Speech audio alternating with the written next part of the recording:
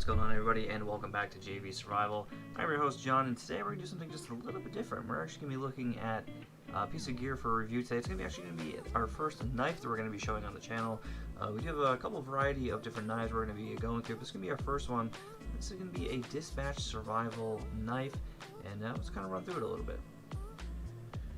So this right here is about a $15 survival knife, which actually can be found on Amazon as well as a few other websites.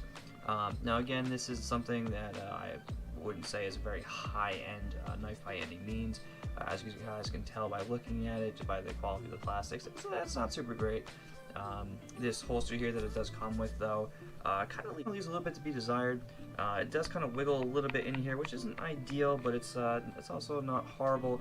It does retain the knife pretty well, as you guys can tell. You do have to kind of pull a little bit to withdraw the knife from the sheath.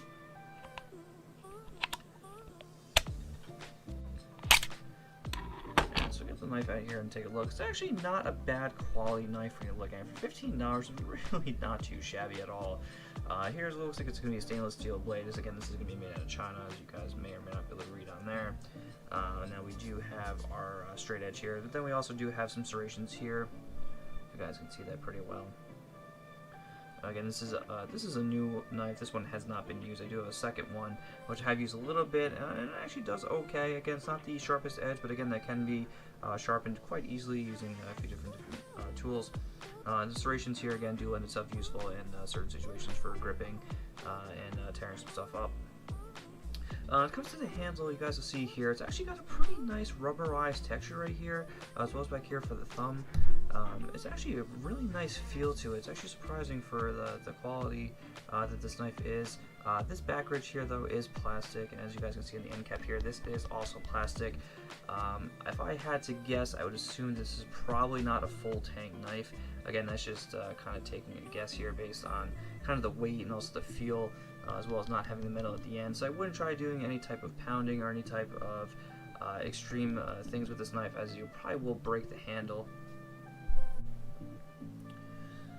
That being said, though, I do try to balance this here. It's actually surprisingly not that unbalanced. It's actually kind of a fairly balanced knife, which is kind of surprising again, because it doesn't seem like the blade travels all the way down into the handle, but maybe it does.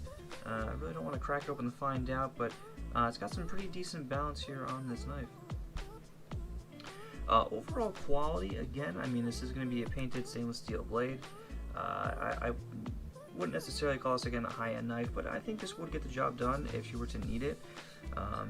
Again, I think the whole premise, the whole philosophy of our channel here is that something is going to be better than nothing. So if this was the only thing in your arsenal, and this is the only thing you had on you, I would much rather take this than not have anything at all.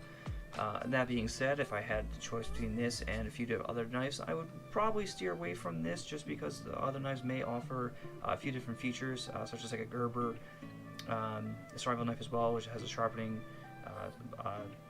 stone on the actual sheath, as well as a whistle, as well as a fire starter. So again, this right here is just very bare bones, really just a knife and a sheath. But again, I think there kind of leaves a little bit to be desired. Again, going back to the sheath here, the quality of this is not really the most ideal. Again, the only thing really connection point here is really just going to be this little clip, which, as you can tell, I feel like that would probably break fairly easily if you applied enough stuff, or if this got snagged on something, this might break off pretty easily. Again, that would not be a good thing. It does have some spots here. I guess you could tie it on or kind of reinforce a little bit, but I don't know. Yeah, so overall quality on this, even with the OD green rubber, as well as the plastic and the stainless steel, the sharpness of the blade, and the quality of the sheath, we're going to give this about a 3 out of 10 quality. It's really not too bad. Again, I would rather take this over having nothing at all. But again, there's definitely some nicer stuff on the market. But if you're looking just to have something cheap to kind of toss around, or if you're just trying to get into some type of survival or have some kind of basic gear, this isn't too bad of an option. Again, it won't break the bank, and it is always good to have. Again, you always need the high-end stuff. Again, something will be better than nothing, as again, you guys will hear that quite a bit on this channel. So again, if this is your first time stopping by with us, please consider subscribing. Again, we like to have like-minded individuals kind of join our community, And if you guys are into different types of survival tactics or survival gear, we're going to be doing a lot of gear reviews where we can go over some basic survival tactics.